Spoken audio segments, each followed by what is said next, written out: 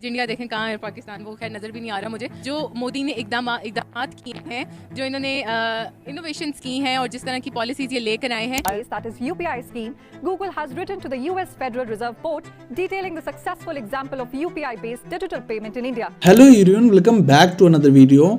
आज की इस वीडियो में हम ये जानने की कोशिश करेंगे कि कैसे यूपीआई ने पूरा का पूरा इंडियन इकोनॉमी को चेंज करके रख दिया।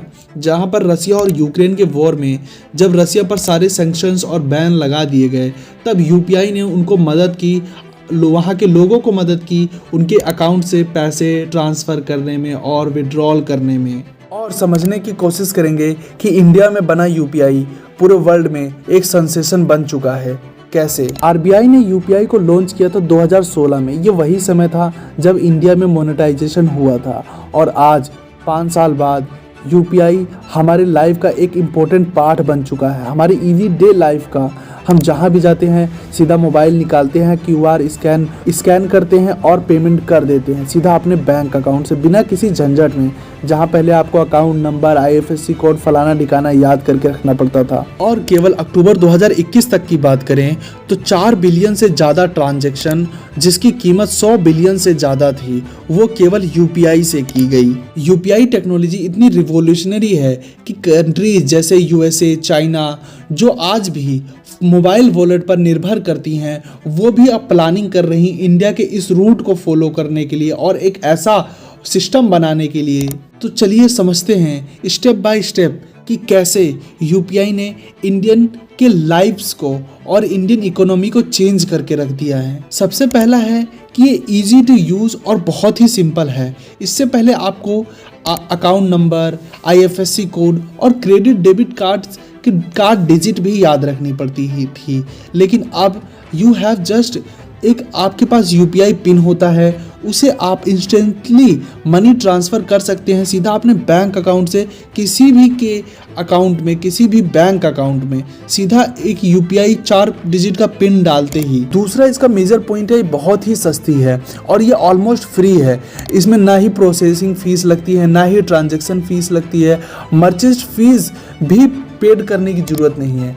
जैसे कि आप क्रेडिट डेबिट कार्ड में और मोबाइल वॉलेट्स में, वहाँ पर यूजुअली एक हिडन चार्जेस सम अमाउंट का रहता ही था जो आपको देना पड़ता था, लेकिन अगर आप यूपीआई में देखेंगे तो यहाँ पर ऑलमोस्ट ये सब चार्जेस हैं ही नहीं और ये ऑलमोस्ट फ्री है। तीसरा सबसे मेजर इम्पोर्टेंट इसका पार्ट है इंट्रोपेराबिलिटी, जिसका मतलब होता है अगर आप फ़ोन पे यूज़ करते हैं और आप किसी दुकान पर जाकर कम सामान या फिर कोई भी चीज़ खरीदते हैं और वो दुकान वाला पेटीएम यूज करता है, तो अब इसका मतलब ये नहीं कि आपको भी अब पेटीएम से ट्रांसफ़र करोगे तो पेटीएम में जाएगा, ऐसा बिल्कुल भी नहीं है।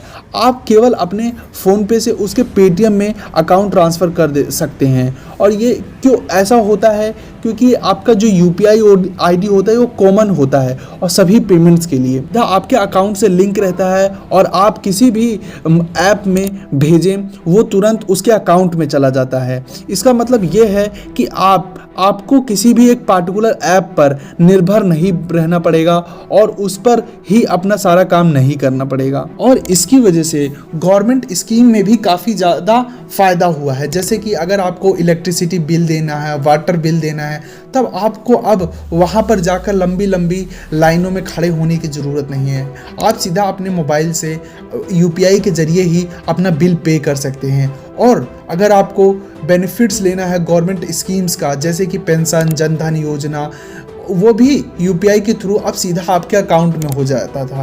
पहले क्या होता था, आपको लंबी लंबी लाइंस में खड़ा करना पड़ता था, आज काम नहीं होगा, छुट्टी हो गई उनकी तो कल जाना पड़ेगा, परसों जाना पड़ेगा। उससे बहुत ज़्यादा सही और ईजिली और फास्ट हो चुका है पूरा सिस्टम। इससे ये भी देखा जा सकता है कि जो गवर्नमेंट आपके लिए बेनिफिट्स दे रही है वो आप तक पहुंच रहा है कि नहीं पहुंच रहा है, कहीं बीच में ही तो कोई घपला नहीं कर दे रहा है। और अब देखते हैं कि इसने बिजनेसेस को कैसे हेल्प किया।